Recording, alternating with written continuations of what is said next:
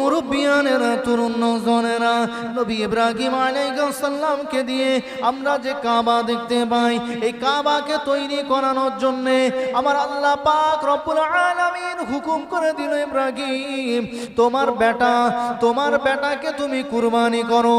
নবী ইব্রাহিম আলাইহিস সালাম কুরবানির ময়দানে নিয়ে যাওয়ার আগে 4 রাকাত নামাজ আদায় করেছিল, যে নামাজটা হলো আমাদের জন্য যোহরের নামাজ। ও সোনামানিকেরা, ও মুরব্বিয়ানেরা, তরুণ নওজওয়ানেরা, নবী ইব্রাহিম আলাইহিস সালামকে আমার আল্লাহ পাক রব্বুল আলামিন পরীক্ষা নিল। এ নবী ইব্রাহিম, তুমি যদি আমি আল্লাহ আমার প্রতি খুশি হয়ে যাও, আমার প্রতি রাজি হয়ে যাও, আমি আল্লাহ তোমাকে হুকুম করে দিলাম, তোমার বিবি আর বাচ্চা, অনেক দিন পরে বিবি পেয়েছো, ওই বিবি আর বাচ্চাকে নিয়ে সাফা আর মারওয়া, আমি আপনাদের বলছিলাম সাফা আর মারওয়া, ওই সাফা আর মারওয়ার মিডিলে রেখে এসো। আল্লাহ নবী ইব্রাহিম আলাইহিস সালাম যখন নাকি সাফা মারওয়ার মিডিলে বিবি হাজরাকে এবং বেটা ইসমাইলকে রেখে চলে আসবেন, অমনি সময় আম্মা জান হাজরা বলতে লাগলো, ও আমার স্বামী, এ আল্লাহ নবী ইব্রাহিম, আমার আল্লাহ কি আপনাকে হুকুম করেছে এই নির্জন জায়গাতে, যেখানে মানুষ নাই, জন নাই, কিছু নাই, কোনো পশু পাখি নাই, এমন নির্জন জায়গাতে আপনি কেন আমাকে রেখে যান? আল্লাহ পাকের নবী হযরত ইব্রাহিম আলাইহিস সালাম বলেছিল, এ বিবি হাজরা, আমার আদরের বাচ্চা ইসমাইলকে আমার আদরের বিবি হাজরাকে রেখে চলে যায়, নিশ্চয়ই এটা মেনে রাখো, আমার আল্লাহর হুকুম হয়ে গিয়েছে। আম্মা জান হাজরা চোখ ভরা পানি নিয়ে বলতে লাগলো, ও আমার স্বামী গো, আপনি যখন রেখে যাচ্ছেন, আল্লাহর হুকুম হয়েছে, নিশ্চয় নিশ্চয় আমার আল্লাহ আমার জন্য কোন রকম ব্যবস্থা করে দেবে। কিতাবের পৃষ্ঠাটা আলগা করলে দেখতে পাওয়া যায়, কয়েকটা দিন চলে গেল, আর কোনো খাবার নাই। আম্মা জান হাজরা, খাবার মতো কিছু নাই। অমনি সময় শিশু বেটা ইসমাইলের পানির প্রয়োজন হয়েছে। মা জননী, গর্ভধারিণী মা শিশু বেটার জন্য পানির খোঁজ করতে লেগে গেল। আম্মা জান হাজরা কিতাবের পৃষ্ঠাটা আলগা করলে দেখতে পাওয়া যায়, অমনি সময় সাফার দিকে তাকিয়ে দেখলো, সাফাতে যেন পানি আর পানি দেখতে পাওয়া যায়। ও সোনা মানিকেরা, ও মুরব্বিয়ানেরা, তরুণ নওজওয়ানেরা, আম্মা জান হাজরা ছুটে ছুটে ছুটে ছুটে ছুটে ছুটে সাফাতে চলে গেলেন। সাফাতে পৌঁছে গেলেন, সাফাতে গিয়ে দেখতে পায় না না, কোনো পানি নাই, পানি নাই, পানি নাই। আম্মা জান হাজরা ওখান থেকে মারওয়ার দিকে তাকালেন, মারওয়াতে দিকে তাকিয়ে দেখতে পায় মারওয়াতে যেন পানি আর পানি রয়ে গিয়েছে। ওখান থেকে দৌড়ে দৌড়ে মারওয়াতে চলে এলেন। সাফা মারওয়া, সাফা মারওয়া, সাফা মারওয়া 7 বার দৌড়দৌড়ি করলেন। 7 বার দৌড়দৌড়ি করার পরে দেখতে পায় শিশু বেটা ইসমাইলের পায়ের গোড়ালি থেকে পানির ফোয়ারা বেরিয়ে গিয়েছে।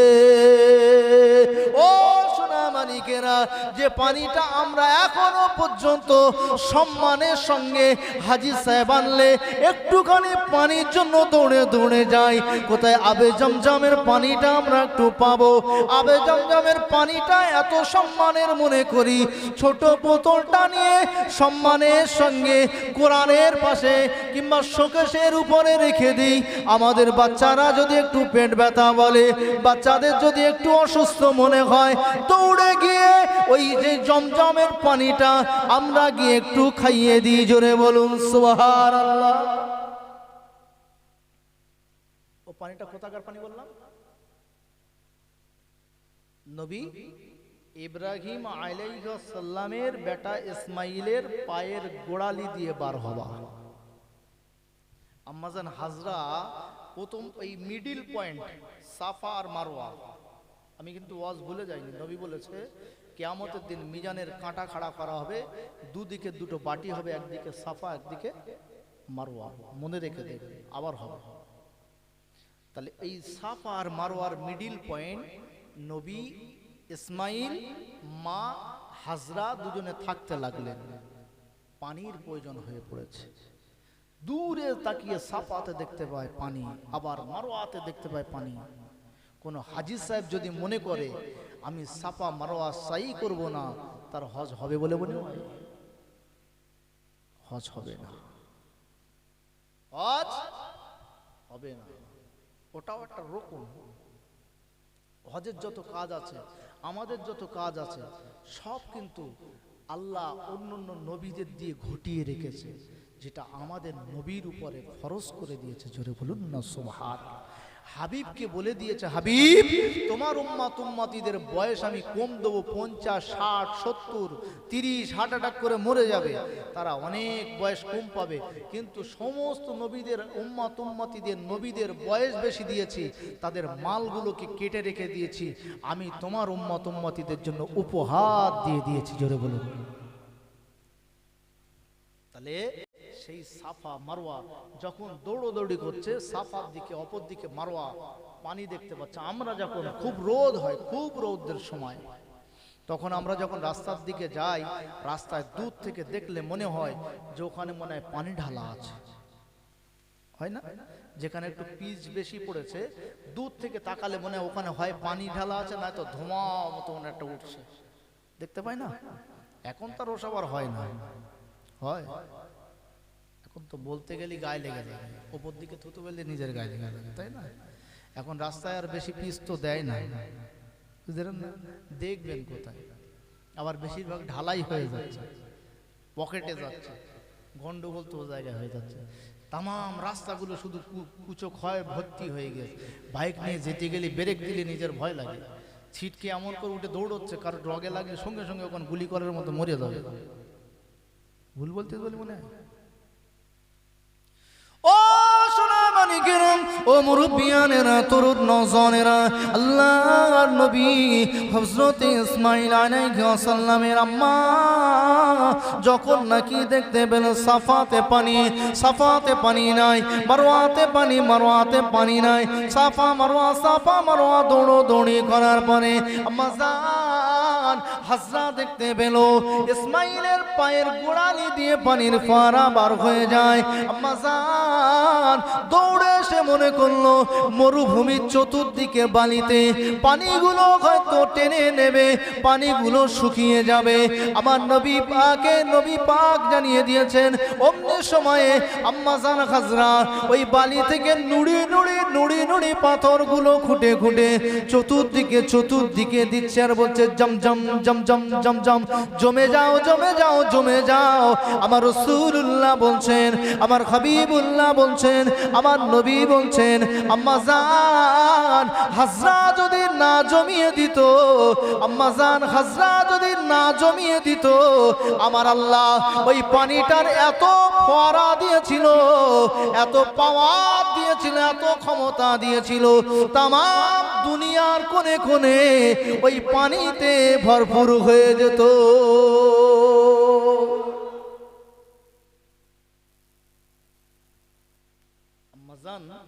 হাজরা যদি জমজম না বলতো, নবী বলছে, বুখারী মুসলিমের হাদিস, নবী বলছে যে তামাম দুনিয়াতে পৌঁছে যেত। আচ্ছা তামাম দুনিয়াতে যদি পৌঁছে যেত, তবে ওই পানিটার কি আর অতটা মর্যাদা থাকতো? কেউ আর দাঁড়িয়ে খেত, শোকেশের মাথায় তুলতো? আরে আনায় খানায় সব জায়গায় পড়ে রয়েছে।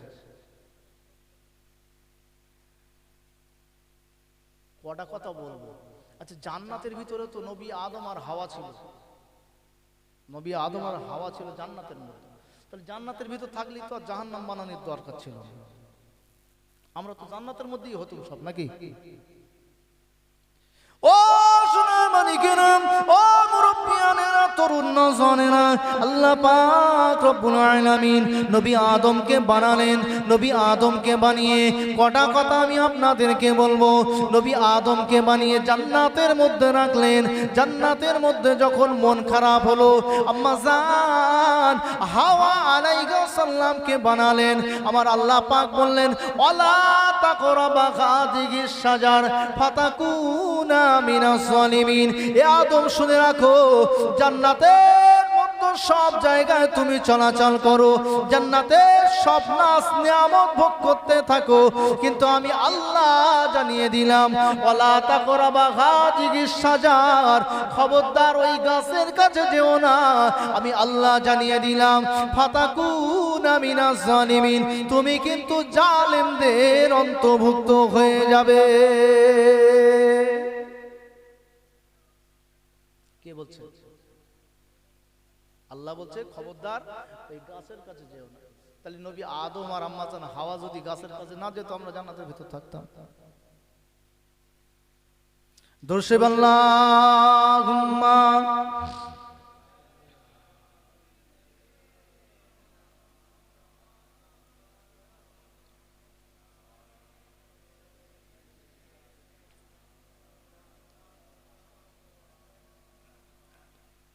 আমি লিখব চিঠি দেব তোমায়, পাখি পৌঁছে দিও রোজায়।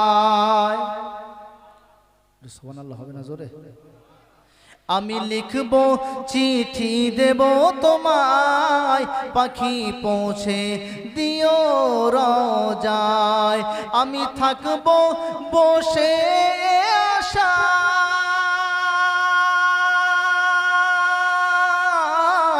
চিঠির উত্তর আসবে আমার গায়।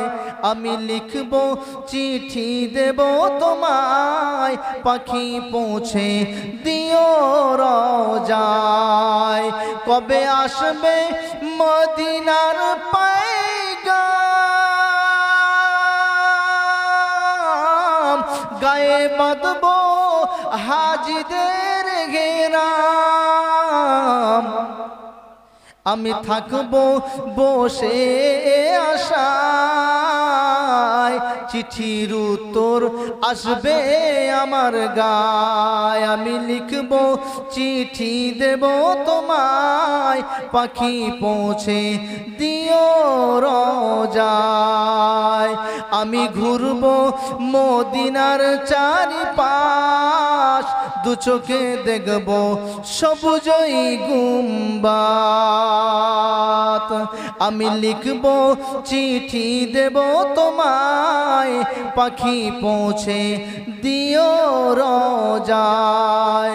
তৃষ্ণায় কাতর আমার এই মন,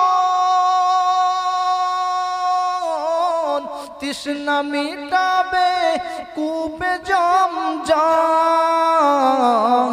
সে পানি মাখবো আমি সারা গায়, পাখি পৌঁছে দিও রোজায়। আমি লিখব চিঠি দেব তোমায়, পাখি পৌঁছে দিও রোজায়।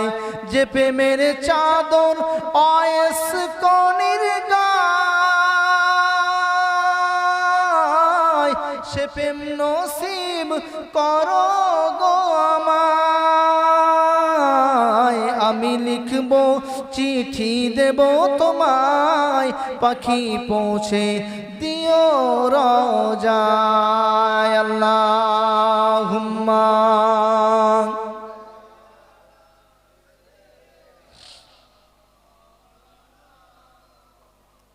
ওয়ালা আলি সাইয়্যিদিনা।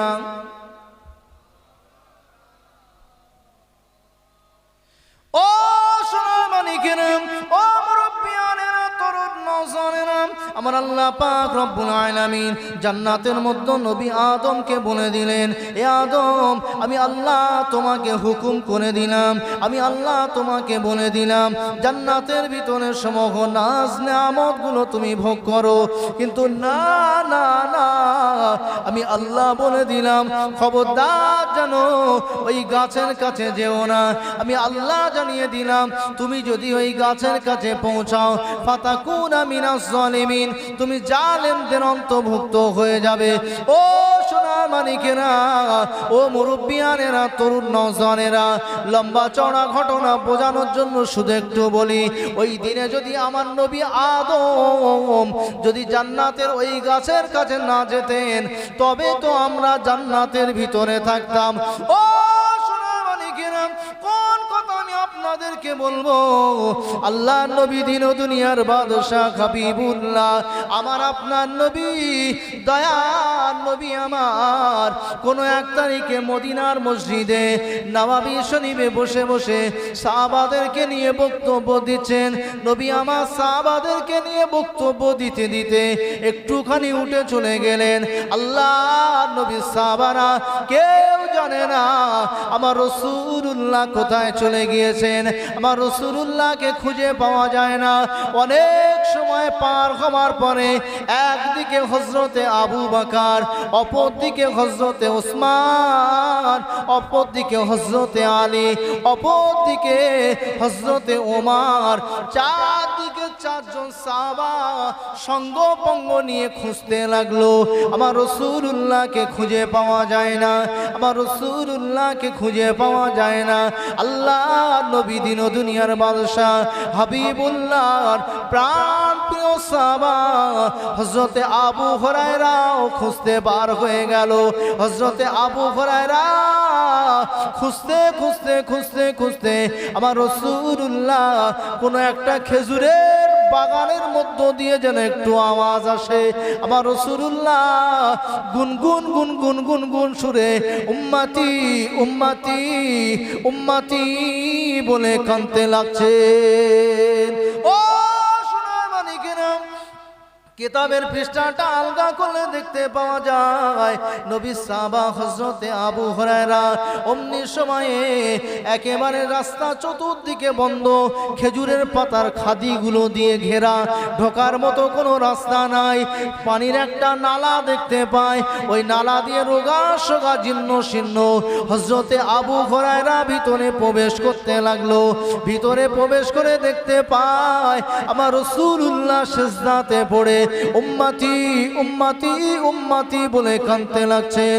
আমার রাসূলুল্লাহর পিছনে নবী সাহাবা আবু হুরায়রা চুপ করে দাঁড়িয়ে থাকতে লাগলেন, চুপ করে দাঁড়িয়ে থাকতে লাগলেন। অনেক সময় পার হয়ে গেল। সময় পার হয়ে যাওয়ার পরে আমার রাসূলুল্লাহ সিজদা থেকে উঠলেন। সিজদা থেকে উঠে দেখতে পায় পিছনে আবু হুরায়রা দাঁড়িয়ে আছে। ও আবু হুরায়রাকে দেখে আমার রাসূলুল্লাহ বলতে লাগলো, এ আবু হুরায়রা, तमाम মক্কা মদিনা তায়েব হিজাজ খবর দিয়ে দাও, মান ক্বালা লা ইলাহা ইল্লাল্লাহ ফাদখালাল জান্নাহ। এ আবু হুরায়রা, तमाम মানুষ দিগকে জানিয়ে দাও যারা একবার কলেমা পড়ে নেবে, আমি রাসূলুল্লাহ বলছি তারা আল্লাহর দয়া জান্নাতে প্রবেশ করবে। ও সোনা মানিকেরা, আবু হুরায়রা বলছে, হুজুর আমি যে কলেমার দাওয়াত দিতে যাব, একদিকে আবু বকর খোঁজাখুঁজি করে, অপরদিকে ওসমান খোঁজাখুঁজি করে, অপরদিকে আলী খোঁজাখুঁজি করে, অপরদিকে ওমর খোঁজাখুঁজি করে। হুজুর চতুর্দিকে সাহাবারা খুঁজতে লেগেছে, তারা তো খুঁজে পায় না, আপনাকে মেলাতে পারে না। আমি গিয়ে যদি বলি রাসূলুল্লাহকে পেয়ে গিয়েছি, হাবিবুল্লাহকে পেয়ে গিয়েছি, শাফিউল মুজনাবিনকে পেয়ে গিয়েছি, তারা বিশ্বাস কি করে করবে?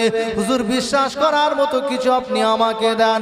আল্লাহ নবী নিজের পায়ের কদম মোবারকের একটা চটি দিয়ে দিলেন, এ আবু হুরায়রা নিয়ে যাও। আবু হুরায়রা জুতো মোবারকটা মাথায় করে নিয়ে আহারে খেজুরের বাগানের সরু নালা দিয়ে টুক করে বাইরে বার হয়ে গেলেন।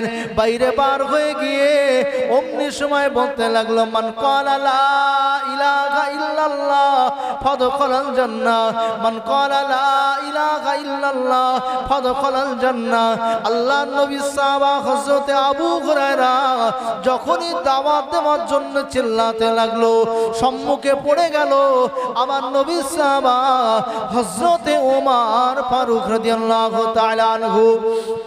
নবী সাহাবা হযরত ওমর বলতে লাগলো, ভাই আবু হুরায়রা, এ ভাই আবু হুরায়রা, আমার রাসূলুল্লাহ না আসা পর্যন্ত খবরদার জানো এই কলেমার দাওয়াতটা তুমি দেবে না।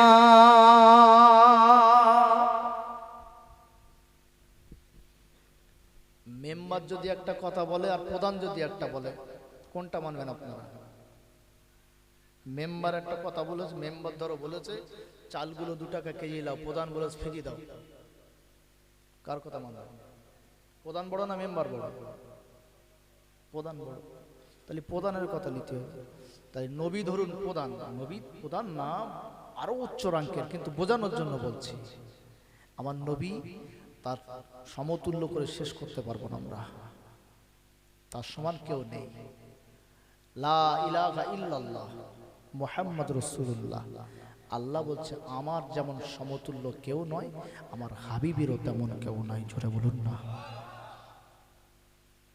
তাহলে রাসূলুল্লাহ কলেমার দাওয়াত দিতে বলল, ওমর বলছে দিও না, দাঁড়াও নবী আসো।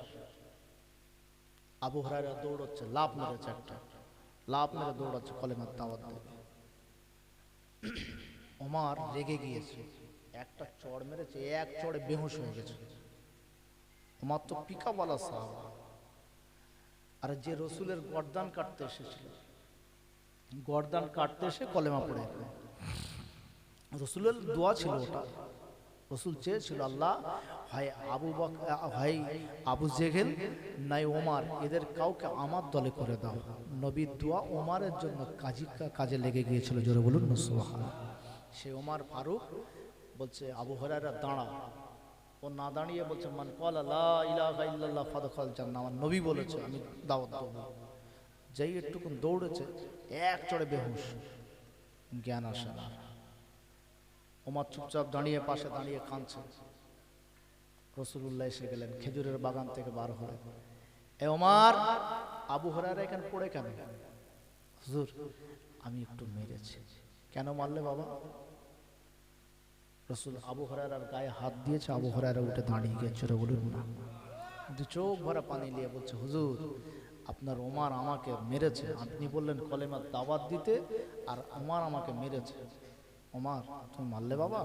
আমি তো বলেছিলাম ওকে, আমি বলেছিলাম না হুজুর, আমি ওমর, আমার বাপ মা, আমার সন্তান সম্পদ যা কিছু আছে সব আপনার পায়ে কুরবান হয়ে যান, কিন্তু খবরদার যেন আপনি কলেমার দাওয়াত দেবেন না।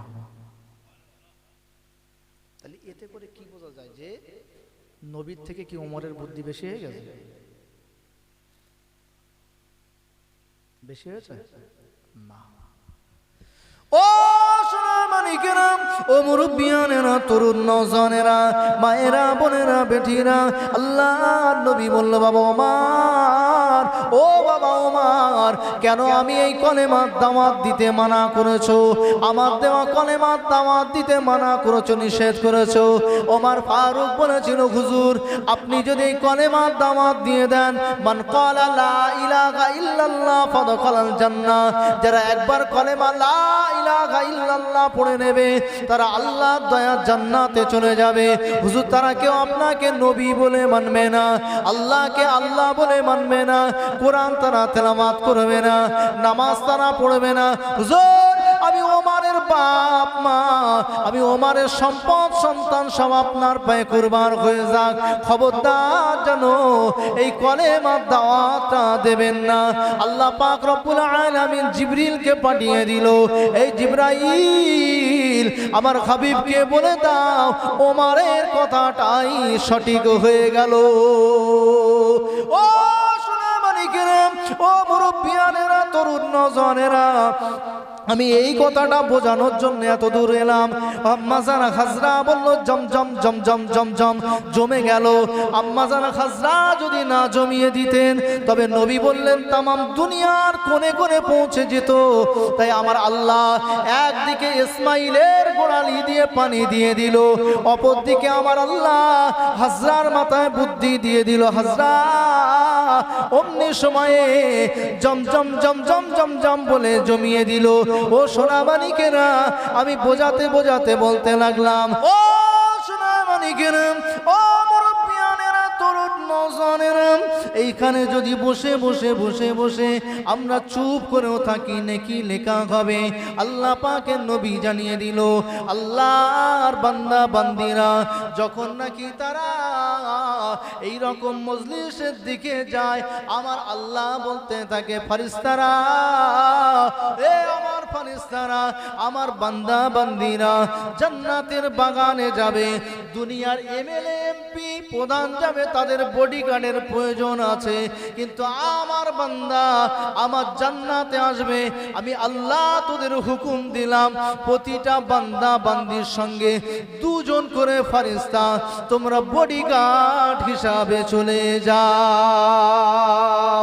ও সোনার মানিকেরা, কিতাবের পৃষ্ঠাটা খুললে দেখতে পাওয়া যায় ফারিস্তারা এখানে পৌঁছে দেওয়ার পরে চতুর্দিকে বেষ্টন করে দাঁড়িয়ে থাকে। আমার আল্লাহ জিজ্ঞাসা করতে লাগে, এ আমার ফারিস্তারা, তোমরা ওখানে কেন দাঁড়িয়ে? আমি তো বলেছি তোমরা আমার বান্দা বান্দিকে পৌঁছে দাও।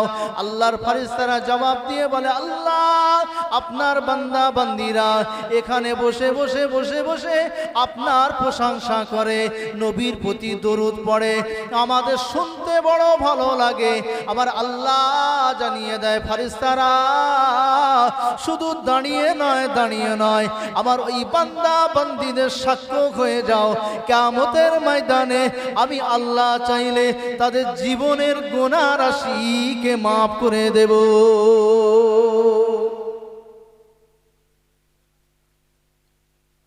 তাহলে এখানে আসলে লাভ তো সবাই বোঝে, ভালো যদি সবাই নেবে তাহলে আর খারাপ গুলো কে নেবে?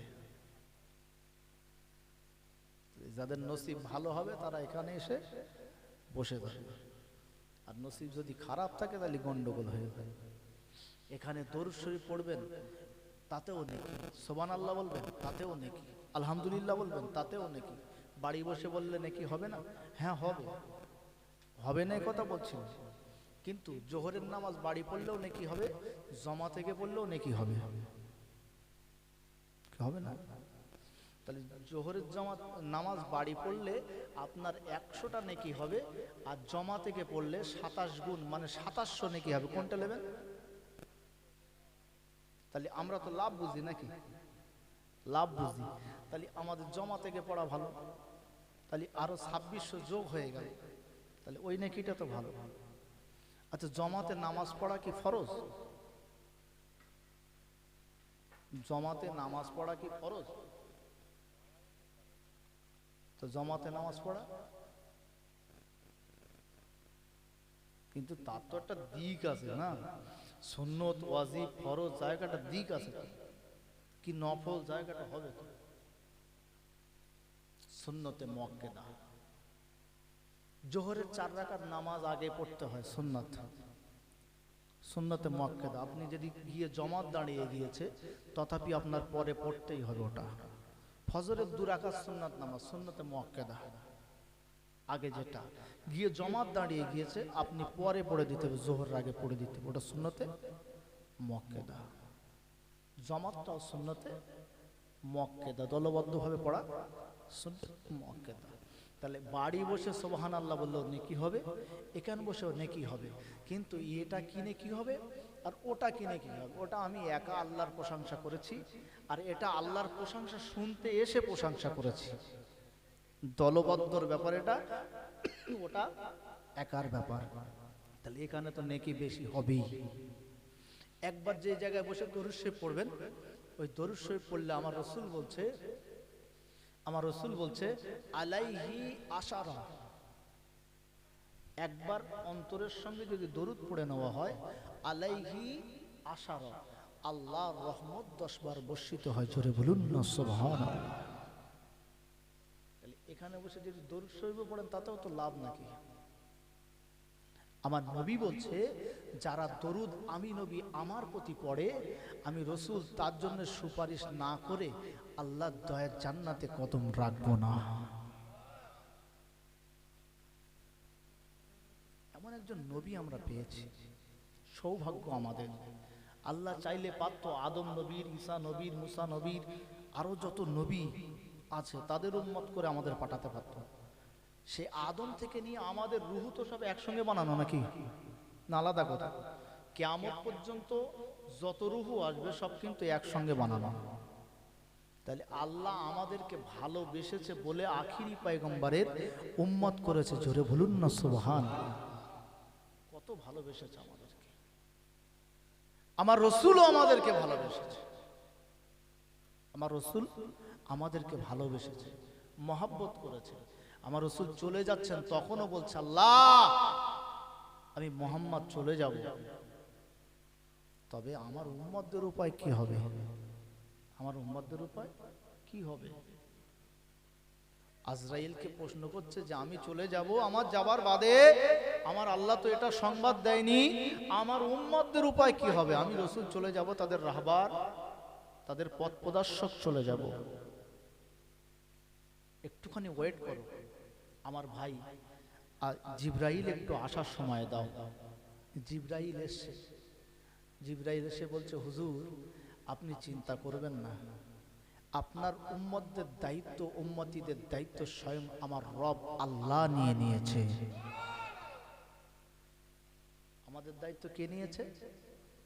আমাদের রাহবার রসুল চলে যাওয়ার পরে, আমাদের আকা, আমাদের মাওলা রসুল চলে যাওয়ার পরে আমাদের দায়িত্ব স্বয়ং আমার রব সৃষ্টিকর্তা আল্লাহ নিয়ে নিয়েছে। জোরে বলুন না। আমাদের নবী বলছে, আমার উম্মত যতক্ষণ একজন বাকি থাকবে ততক্ষণ পর্যন্ত আমি কিন্তু জান্নাতে যাব না। আমাদের মধ্যে অনেক সুদখোর, ঘুষখোর, মদখোর, দাঁতাল, মাতাল অনেক আছে। আমরা আছে না? অনেক আছে। এমন লোক আমাদের সমাজে বাস করে যাদেরকে দেখলে যদি বলা হয় যে ওযুর করা ফরজ, গোসলের করা ফরজ, বলতে পারবে না। তারাও কিন্তু নবীকে মানে না জি, তারাও কিন্তু আল্লাহকে মানে। অথচ একটা অ্যান্ড্রয়েড সেট যদি চাচার কাছে দিয়ে দেওয়া, চাচা সব বার করবে। ইউটিউব কোথায়, ফেসবুক কোথায়, কোথায় লাইভ চলছে, কোথায় কি চলছে সব বার করতে। চাচা যদি বলা ওযুর করা ফরজ বলে দিন, বলে আঙ্গার সময় অভাব দুঃখ ছিল, ও তখন আর শেখা হয়নি। এটা কি করে শিখলে পরে? যদি প্রশ্ন করা হয়, পরে তো এটা শিখেছো, এটা শিখলে কি করে? ক শতকে ক শটা, ক শতকে এক কাটা হয়, ক কাটায় 1 বিঘে হয়, এগুলো তো তুমি খুব হিসেব করতে পেরেছো। কিন্তু ওগুলো হিসেব করোনি, আখেরাতের হিসেবটা করোনি, বাদ দেছো। চাচা রেগে যাবে, মারবে, রাগ হবে না? ও সোনামানিকেরা, ও মুরব্বিয়ানেরা, তরুণ নওজওয়ানেরা, আমার আপনার নবী, দয়ার নবী আমার বললেন, আমার সাহাবারা শুনে রেখে দাও, আমি রাসূলুল্লাহ জানিয়ে দিলাম, আমি হাবিবুল্লাহ জানিয়ে দিলাম, আমি তোমাদের নবী জানিয়ে দিলাম, কিয়ামতের ময়দানে আল্লাহ পাকের বান্দা বান্দিরা দৌড়াদৌড়ি করতে লাগবে। একবার আদমের কাছে যাবে, একবার মুসার কাছে যাবে, একবার দাউদের কাছে যাবে, একবার ঈসার কাছে যাবে, সবাই ফিরিয়ে দেবে সবাই আমি রাসূলুল্লাহর দিকে পাঠিয়ে দেবে। আমার আল্লাহ পাক রব্বুল আলামিন তো আমাকে ওমা আরসালনাকা ইল্লা রাহমাতাল লিল আলামিন, আমি রাসূলুল্লাহকে তো রাহমাতাল লিল আলামিন করে পাঠিয়েছে। আমি রাসূলুল্লাহ রাহমাতাল লিল আলামিন দাঁড়িয়ে যাব সর্বপ্রথম আমার উম্মতীদের জন্য আমার আল্লাহর কাছে সুপারিশ করব।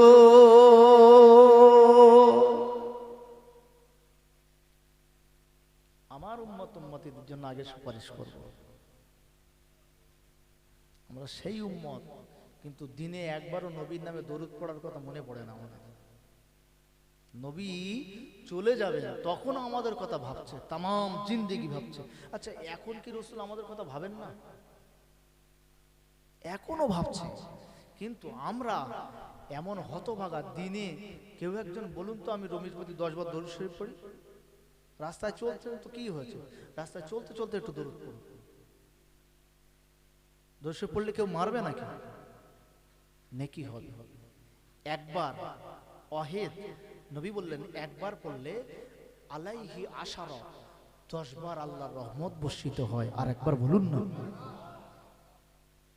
ও সোনামানিকেরা, ও মুরব্বিয়ানেরা, তরুণ নওজওয়ানেরা, মায়েরা, বোনেরা, বেটিরা, আল্লাহর নবী দিন ও দুনিয়ার বাদশা হাবিবুল্লাহ, আমার আপনার নবী, দয়ার নবী আমার বলতে লাগলো, আমি কিয়ামতের ময়দানে হাসরের মাঠে আমার উম্মত উম্মতিদেরকে দেখতে লাগবো। আমার উম্মত উম্মতিদেরকে যখন দেখবো, আমার আল্লাহ পাক রব্বুল আলামিন কোরআন মাজিদের মধ্যে জানিয়েছেন, ইন্না সাফা ওয়াল মারওয়া মিন শাআইরিল্লাহ। আমার আল্লাহ দুটো পাহাড় বানিয়ে দিয়েছে, একটার নাম হলো সাফা আর একটার নাম হলো মারওয়া। আমার আল্লাহ মিজানের কাঁটাটা খাড়া করে দেবে, মিজানের কাঁটাটা খাড়া করে দেওয়ার পরে সাফা মারওয়াকে দুটো বাটি বানিয়ে দেবে। ওই দুটো বাটিতে একদিকে আমার গুনাহগার উম্মত উম্মতিদের নেকি থাকবে, অপর দিকে আমার গুনাহগার উম্মত উম্মতিদের গুনাহগুলোকে চাপিয়ে দেওয়া হবে। আমি রাসূলুল্লাহ ওই হাসরের ময়দানে আমার উম্মত উম্মতিদের নেকির পাল্লাটা হালকা দেখতে পাবো।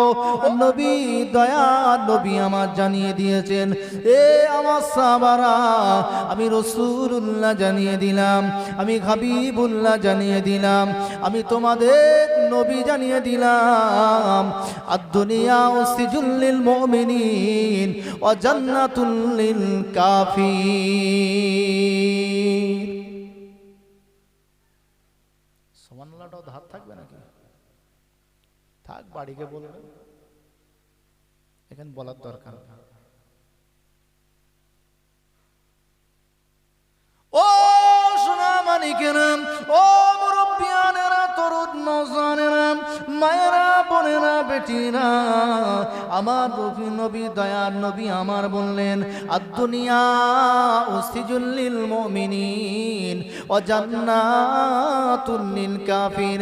আমি রাসূলুল্লাহ জানিয়ে দিলাম, এই দুনিয়াটা মুমিনদের জন্য বড় কষ্টের জায়গা, এই দুনিয়াটা মুমিনদের জন্য জেলখানা স্বরূপ, ওয়া জান্নাতুল লিল কাফির।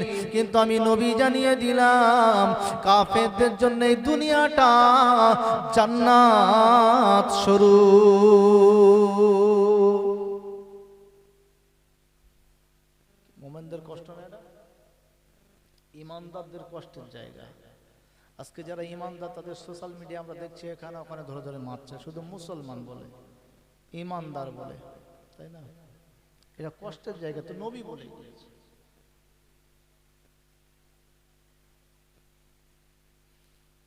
ও সোনামানিকেরা, ও মুরব্বিয়ানেরা, তরুণ নওজওয়ানেরা, মায়েরা, বোনেরা, আল্লাহর নবী আমার আপনার নবী, দয়ার নবী আমার বললেন, আমি রাসূলুল্লাহ জানিয়ে দিলাম, আমি হাবিবুল্লাহ জানিয়ে দিলাম, আমি তোমাদের নবী জানিয়ে দিলাম, এই দুনিয়াতে ইমানদারের ইমান রাখাটা বড় কষ্টকর হয়ে যাবে।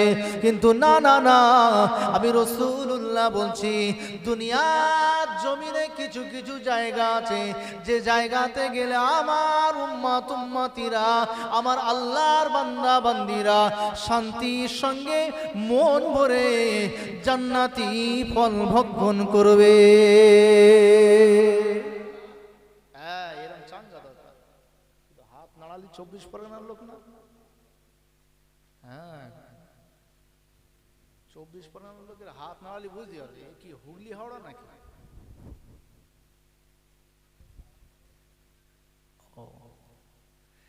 ও সোনামানিকেরা, ও মুরব্বিয়ানেরা, তরুণ নওজওয়ানেরা, আমার রাসূলুল্লাহ জানিয়ে দিয়েছেন, আমার হাবিবুল্লাহ জানিয়ে দিয়েছেন, মাজালিসুল কুরআন মাজালিসুল্লাহ, যে জায়গাতে বসে বসে আমার আল্লাহর পবিত্র কালাম কোরআন মাজিদ তেলাওয়াত হয়, ওই জায়গাটা হলো আমার আল্লাহর দয়ার জান্নাতের একটা টুকরা।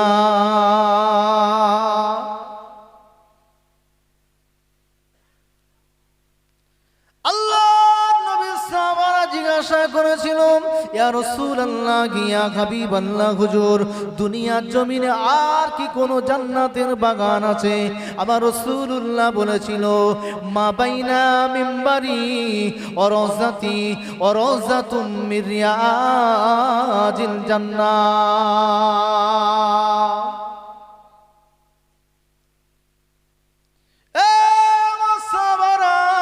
আমি রাসূলুল্লাহ জানিয়ে দিলাম, আমি তোমাদের নবী জানিয়ে দিলাম, আমি তোমাদের হাবিব জানিয়ে দিলাম, আমি আয়েশার এই ঘরটা থেকে নিয়ে মসজিদে নববী শরীফের মিডিল ফাঁকা জায়গাটা আমি রাসূলুল্লাহ জানিয়ে দিলাম, এটা হলো রিয়াজুল জান্নাহ, আমার আল্লাহ দয়ার জান্নাতেরই একটা টুকরা।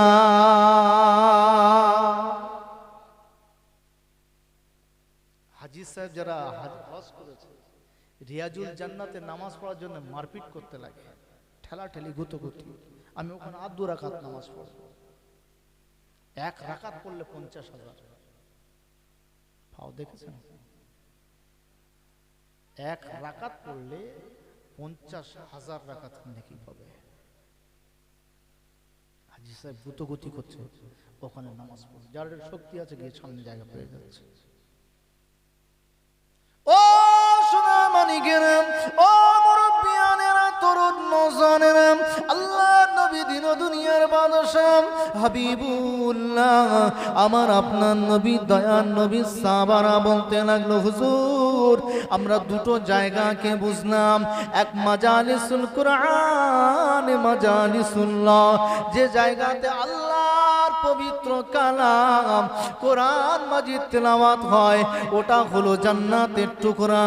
মা বাইনা মিম্বারি ওয়া রাওজাতি ওয়া রাওজাতুম মির রিয়াজিল জান্নাহ, আপনার ওই হুজরা থেকে নিয়ে মদিনার মসজিদের নববী শরীফের মিডিলটা রিয়াজুল জান্নাহ। আর দুনিয়ায় কি কোনো জান্নাতের বাগান আছে?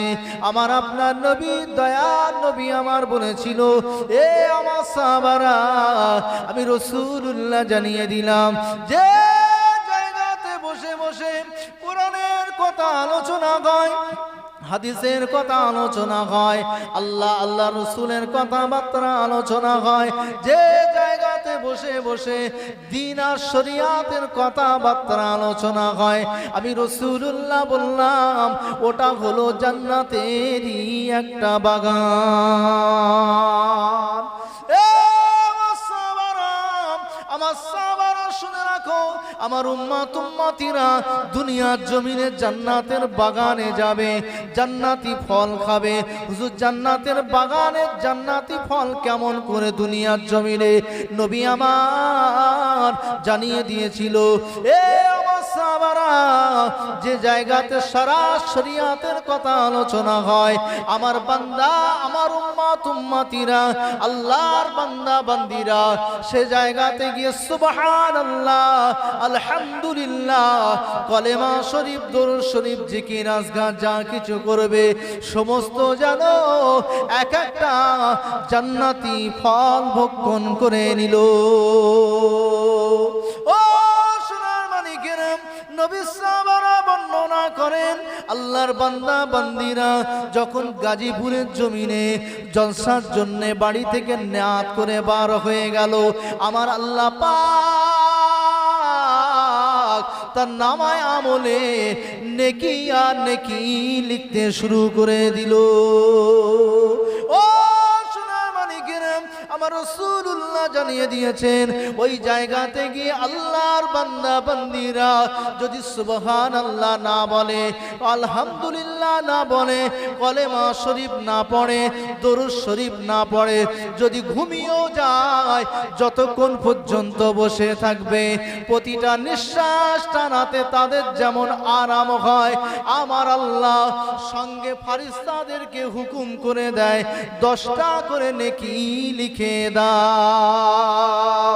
ও সোনার মানিকেরা, আল্লাহ নবী জানিয়ে দিয়েছেন, যখন এই মজলিসে বসে থাকবে, নিঃশ্বাস ছাড়বে, তার যখন নিঃশ্বাস ছাড়ার সঙ্গে সঙ্গে গরম হাওয়াটা শরীরের অপ্রয়োজনীয় জিনিসটা বার হয়ে গেল, আমার আল্লাহ ফারিস্তাদের হুকুম করে বলে, এদের সকলের ওই নিঃশ্বাস ছাড়ার সঙ্গে সঙ্গে 10টা করে সাগীরা গুনাহ মাফ করে দাও।